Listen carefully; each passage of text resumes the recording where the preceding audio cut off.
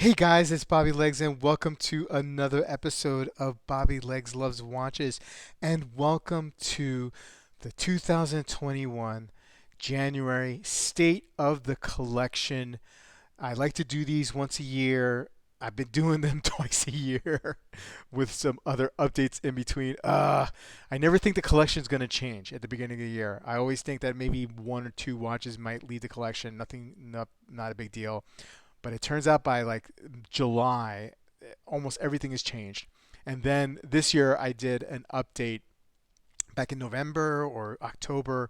I had decided I wanted to downsize because I wanted to step up and get a piece that I was after for a while, quote unquote grail piece. But that whole thing has gone off the rails, man. And the problem is that I just like buying watches, and I went a little G-Shock crazy in that time. G-Shock is my guilty pleasure. So I had downsized in November, sold off a couple of watches, was raising capital, and then man, I fell off the wagon, and I just ended up getting some G-Shocks. Now I didn't blow all my money on G-Shocks; I blew some of it. So there's still some money in there, waiting for the right opportunity. I'm rethinking the Grail piece and maybe going in a different direction. Anyway, let's get started. I had the G-Shocks laid out. I figure we'll just go through the G-Shock part of the collection first. This is no particular order. I'm doing purchase history, whatnot. Uh, Although I usually do that. I go through chronologically.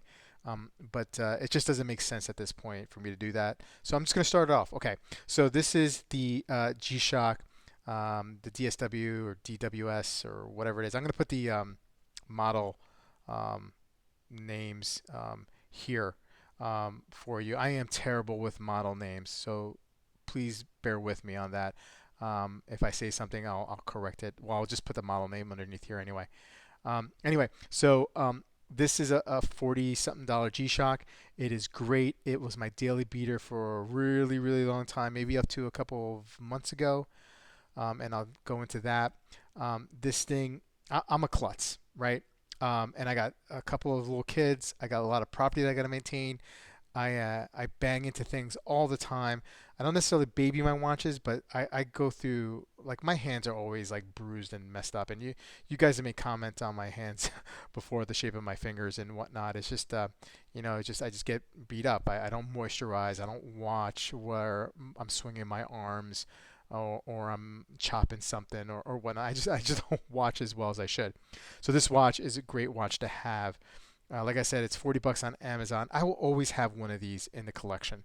If this one dies, I'm gonna get one again. It's just a great watch to just throw around, wear, and not worry about it, and it keeps perfect time. No complaints. So this is one of my favorites. It's gonna stay in my collection. Has gotten really the most wrist time this year when I think about it. In a year where I'm stuck at home. Next is the 5610, I believe, and this is this is a blackout version, negative display, I mean, and it's on a combi bracelet, super comfortable combi bracelet. I bought this pre-owned, and it's awesome. It's actually slightly smaller than the 5600, which is, yeah, whatever. It's fine. But it's super, super comfortable. I really like the negative display. I think I'm a negative display guy. Yeah, sure, sometimes it's hard to read, but then you just move your hand ever so slightly. And then you could read it, at least for me anyway. And this has taken up some of the slack for this guy. So I've been wearing this a lot more lately, than the 5600, just because I think it's a little bit cooler, you know? So nice little pickup for me. I'm very happy with it, and it'll stay in the collection. I mean, I didn't pick it up for much, so there's no use to getting rid of that. So I go through this purge, like I mentioned a couple months ago, and I've always had in the back of my mind that I'm into G-Shocks. I love the squares. I really wanted a titanium G-Shock square. I felt like I missed the boat out on the OG and the black camo. The new blue digicamo was out, but I really wanted that dark black camo, and so I got the opportunity. to pick one up pre-owned at a fair price. I thought it was a good price. So I was like, you know what? Let me just do it. I have some of this cash on hand now. And here it is. And I love this watch, man. This watch is so freaking cool. I love camo. Um, I just negative display. There's every Bluetooth, solar. This watch ticks so many boxes on a digital watch for me. Yes, it's a little overboard with the titanium and how much this MSRP's for, and actually what you end up paying for it. Is it worth that much? Maybe, maybe not. These are limited, so eventually they're going to get scarce out there. So I wanted to pick one up before it was going to be nearly impossible. So I pick it up, I get it, I'm stoked, I size it, I'm wearing it for about a day, day and a half, and I show it to Mrs. Legs, and I'm like Mrs. Legs, and I've talked about this watch to Mrs. Legs about before, so she knew that I wanted it, and I showed it to her, and she was like, "Oh, that is awesome!" And now Mrs. Legs is a way bigger camo fan than I am. Camo and Wu Tang, that's like her two favorite things, and so she was like, "Now this is my watch now." So she like confiscated it. Not because she didn't confiscate it because she was mad that I bought it. She was like, "Oh, this is for me now." Oh, okay. So she took it. She just just went like this. She's like, "Oh, this is mine. Bye-bye." And so it's hers now. Anyway, I still count it in my collection because technically it's mine. But it's size for her, and she wasn't wearing it, and I forced her to wear it. I was like, "How dare you? How dare you not wear this?" And so now she's starting to wear it. So, and she loves it. She does love it. I catch her staring at it like I do with my watches. So now I'm all out of titanium G-Shocks to wear, right? So I'm like, should I go buy the blue Digi? It's new. It's available. I could maybe get a little bit off using some sort of code, whatnot. And I'm wrestling with the fact of spending so much um, on a square G-Shock Square. Still, I'm still wrestling with that, right? Um, but the opportunity came to get the OG, and I feel like the OG is like harder to find, and will be the hardest to find, right? And so I got an opportunity. I picked it up at a very fair price, and I love this thing. I mean, they call it stealth wealth because it kind of looks like this guy a little bit. You don't know. What does that mean? Who cares? Stealth wealth it doesn't really mean anything. It's not like it's like platinum or white gold like the Rolex president. That's stealth wealth. That's really stealth wealth, right? Because it's a $50,000 watch, and it looks like it could be a $10,000 watch because you might think it's stainless steel, just at first look. Anyway, um, but I love this thing. There's something really crisp. Like I mentioned that I like negative display dials the best, but there's something really crisp about this one. Especially, let me turn off the light and I'll show you what I mean. When I put on the backlight, I mean, look at that. There's something so beautiful about that, like that crispness, crispness of it. I mean, I don't know. I just maybe it's the sapphire crystal, the display coming through the sapphire. I don't know what it is. I just like that. It's hard to explain. Maybe if you own this watch, you know what I'm talking about. Maybe if you don't own this watch, you'd think I'm crazy. But there's something about this watch that I just love. Sorry, it took me a little while to get that light back on. But it's just awesome. I love it. Bluetooth, solar, everything I want. And so now, like, I know at some point this year I'm gonna have to get the blue Digicamo because these are limited, and I will finish the collection with that until they come out with something other, and then I'm gonna have to get that too. Um, I don't know. I mean, this is part of collecting that I like. I mean, I'm having a mini collection in my collection, a collection that has some sort of life to it, some sort of formation. It exists within my collection. It is two of the three um, titanium G-Shock squares. And if I get the third one, I have closed the gap. I've closed both ends of that collection for now. And there's something I don't know if that's just crazy talk, if you guys know what I mean, but there's something that I really, really like about that.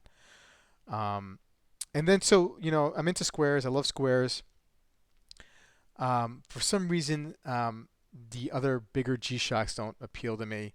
Just too big. I just think that they're going to be too big on me, right? Um, so I saw the release of the newer Flight Master and Gravity Master, and I was like, yes, that looks cool. It was like 380 bucks. Let me just pick it up. And I ended up liking it, doing a review on it. It's got a ton of views on it. It's done really well for me anyway. But I like it, and it's huge, but it's so light it feels great. I pick one up, and my buddy Michael lends me in a Mudmaster, and I like that even more. And I end up buying that one, and then I just pulled the trigger. I made an offer on this Frogman, and the offer was accepted to my surprise, and I picked this up. I sold the Mudmaster, and I picked this up, and I love this watch. And I know like the Frogman purists are not crazy about it. It's not digital. It's not like there's a lot of the functionality that I think.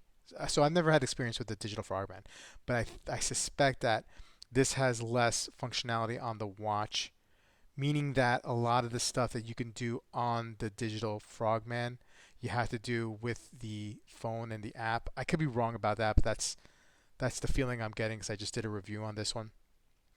What I like about it is like it's a little bit different. It's like offset strap. It's kind of like there's something off about it, that symmetrically that it appeals to me. And one of the things I like about it too, I don't have to like siphon through or cycle through the mode to do pick up a UTC time or a GMT time. I like that at the 9 o'clock or at the 8 o'clock register here, down over here you have like your UTC, and let me just see if I can get these guys out of the way here. So like you can set it to whatever uh, time zone, and I have it set to Paris time, whatever. But I like that. I don't have a UTC in my collection at the moment, or a GMT. But I like having one.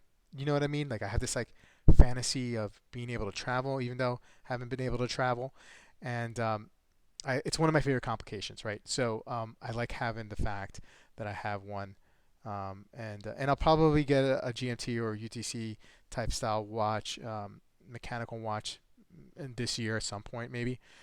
But I feel good about having this one. And so let's move on to the GShock Move. I wanted a heart rate monitor type one. I guess I could have gotten like a Fitbit or Garmin, but I saw this one on GShock Go's YouTube uh, channel. He does a sale every once in a while. GShock Go, that's his name, like Chicago, but GShock Go. And he had this for a really good price, and I was like, you know what? I was kind of want to pick this up. So I've transitioned to doing a little bit more cardio. My wife bought a Peloton a few years back, so I'm gonna start using that. And they do have Peloton does have like one of those chest straps that you can put around your chest for heart rate. It's a little uncomfortable. This one just works fine. I've worn both doing a workout, and they're pretty damn close to each other, So this works fine. You can. It's almost like a smart watch. It has some functionality where you can get email notifications. I get YouTube notifications. It's a little annoying. I got to figure out how to turn that off. I basically get these type of watches for just one function, and then what the watch is really meant to do, like I don't even use it for. So it's silly. It's silly. I don't know if this one's gonna stay though, but it may stay. I don't know if it's gonna stay. I have a feeling, but I don't want to jinx it. I have a feeling that all these will stay in the collection this year, but you never know. Okay, so let's put these aside over here and move into the more the mechanical, the automatic, the manual wind watches and whatnot. And so I just, since it's right here next to me, I just picked up a Seiko SKX 007. This is my third rebuy of the SKX. I don't plan on doing anything with it except for I'm going to be using it as size comparisons, comparing other watches that I do reviews on, other dive watches. Most of us know, I would think most of us in this watch enthusiast community have had experience with the SKX at one point or another. So it is very, very familiar. So hopefully I can give like a sense of presence of the watch that I'm reviewing in comparison to the size of the Seiko SKX. I've seen this done. I've seen this done with other watch channels. It just never registered to me. It registered to me when I started watching knife reviews, and a lot of the reviewers would take out other knives to do size comparisons with the knives that they were reviewing, and that made sense to me. And so I want to start doing that, just as a form of reference. Is it gonna be that important? Is it gonna make or break somebody? Somebody's thought on the watch or possibility of them purchasing. I don't know. Maybe if they see it against the SKX and they're familiar with that size, they will know if that watch would work with them in their collection or not. So just pick that up. So the next watch is my favorite watch in my whole collection, the Tudor Black Bay. This watch has meant so much to me in the last couple years. The circumstances that I purchased it at, the way it got me back into collecting. I just love this watch. This watch is perfect. It's as close to perfect in my eyes as a watch can get. I bought it on bracelet. I recently put it on this strap, this brown vintagey strap that came with my Guinand. I just wanted to test it out and see how it would look before I purchased a more um, you know neutral, brand neutral um, strap, and I love the way it looks. It's almost given it like a second life to me, and such a great watch. I love it. Um, can't complain. It's been such a joy to have this watch. Uh, if you guys have followed me at all, you know how much this watch means to me. So anyway, love the watch. Um, Next, we'll move on to, speaking of Guinand, my Mykino Series 40 Classique um, chronograph. If this watch looks familiar, it should. Guinand used to make watches for Zen years ago, and then when Helmut Zen retired and sold off Zen, he took over Guinand, moved them from Switzerland over to Germany, and kind of revived the brand. And this watch is awesome. It's got a Valjoux 7750 in it. Um, Great dimensions. It's a little bit on the thick side. It's just slightly over 15 millimeters, but its Zen 103 counterpart is even thicker than this. I think that watch is at 17 millimeters. So what a super fun watch. I've realized that I'm not a huge chrono guy. I say that because I had the El Primero, Zenith El Primero, and I sold that. But I think what was missing from that El Primero, for me, the El Primero was fine. There's nothing wrong with that watch. But for me, I think I like a chronograph with some sort of timing bezel on it. And so this ticks a lot of the boxes in regards to the chrono. Plus, I really want to get into German watch collecting. I've been talking about it for a while. I had a couple other German watches. I had a Zen, I had a Damasco that left the collection this year. I want to get back into that and get another Zen at some point, and add some other German watches that maybe not as known here in the States. There's some really, really good watches out there made in Germany. So definitely want to pick up some of those, hopefully at some point this year. Next is a watch that I just picked up recently as well, and this is the Zelos Sky Raider 2 with a blue meteorite dial. Now, Zelos popped in my radar maybe about a year or so ago. And at that point, and still to this day, I really appreciate the brand, and I think Elshan does a great job. It's got a huge fan base, and deservedly so. But a lot of their watches, stylistically, just didn't really appeal to me, except for the Sky Raider.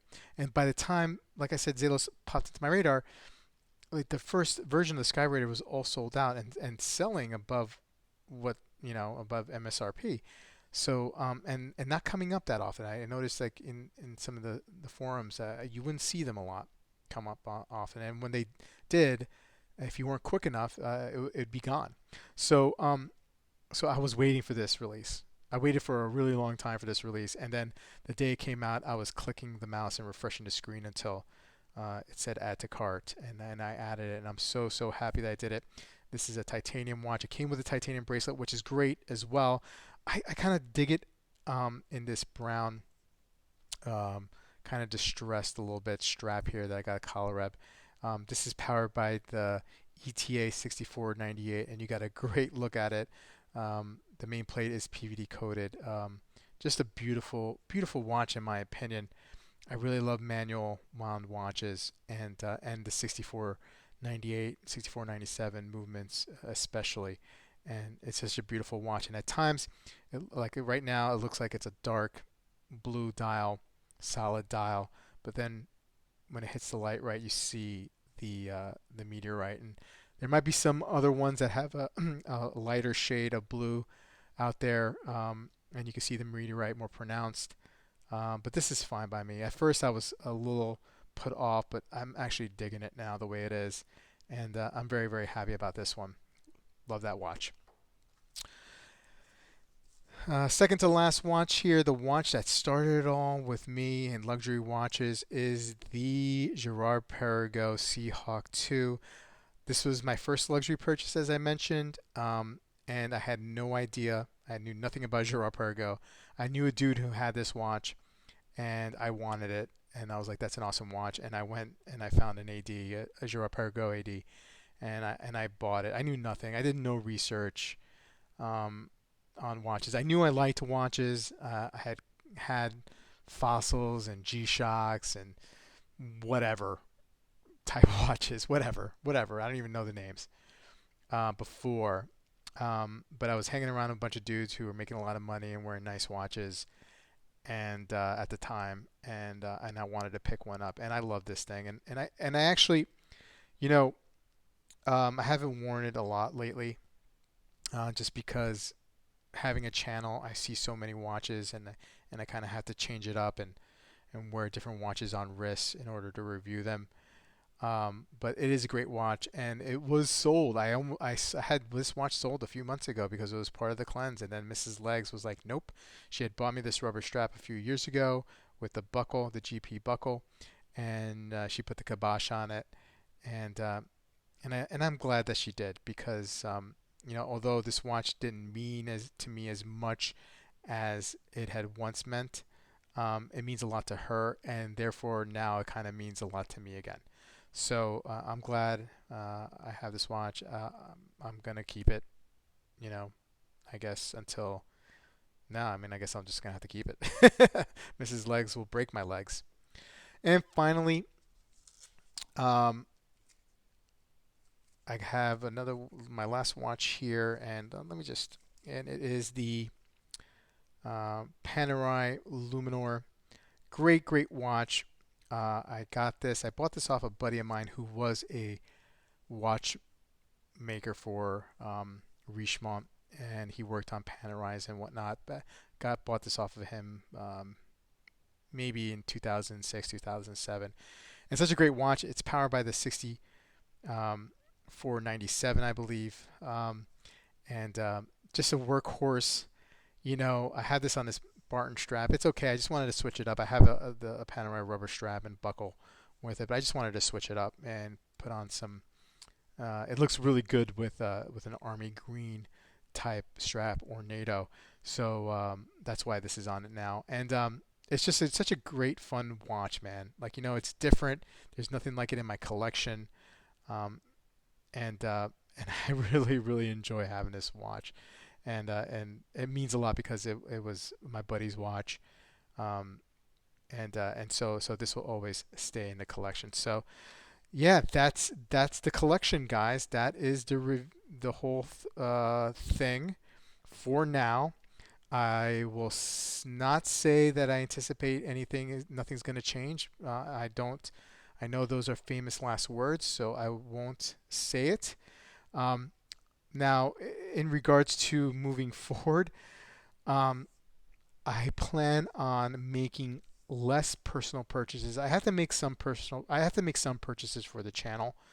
just to get watches in for review. I do get a lot of watches that come in from subscribers for me to review, which is great, and a couple of pass around groups, which is great. But sometimes I do have to bring in some watches that I think that you guys want to see.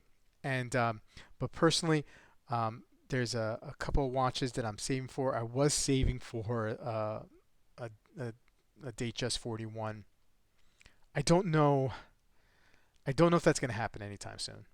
And because I go back and forth with that, I Rolex sometimes pisses me off, and it's not the watch that pisses me off. It's just the whole rigmarole of getting a watch, paying above MSRP, and look, if that's the market, that's great. I have a choice. I have a choice not to play into that. So then, what does that leave me? Well, that leaves me back to what I was talking a little bit about, alluding about with the Guinand. I want to get back into German watches, and if I collect German watches and G-Shocks this year, so be it. Um, I'm shooting for something like a Kadoki 2. It may not happen. Dornbluth and Zahn is definitely a possibility. Habring, which I know is technically not German, it's Austrian, is also a possibility. Zinn is always a possibility. There's a couple. I know I'm a little bit dive heavy right now, dive watch heavy, but I really like that U50. I really want to pick one of those up. I want to pick up an 857 UTC at one point as well. So, man, there's just so many great watches out there. But we'll see. And I'm sure I'm going to have a State of the Collection update in July because things will change. Even though I said I wouldn't say that, but but that's what it is. Anyway, guys, thanks for hanging in there. This was a really long video. I appreciate it. Please put comments below. I love to hear what you guys think. I love connecting with you guys. It's one of my favorite things, and I'll see you in the next video.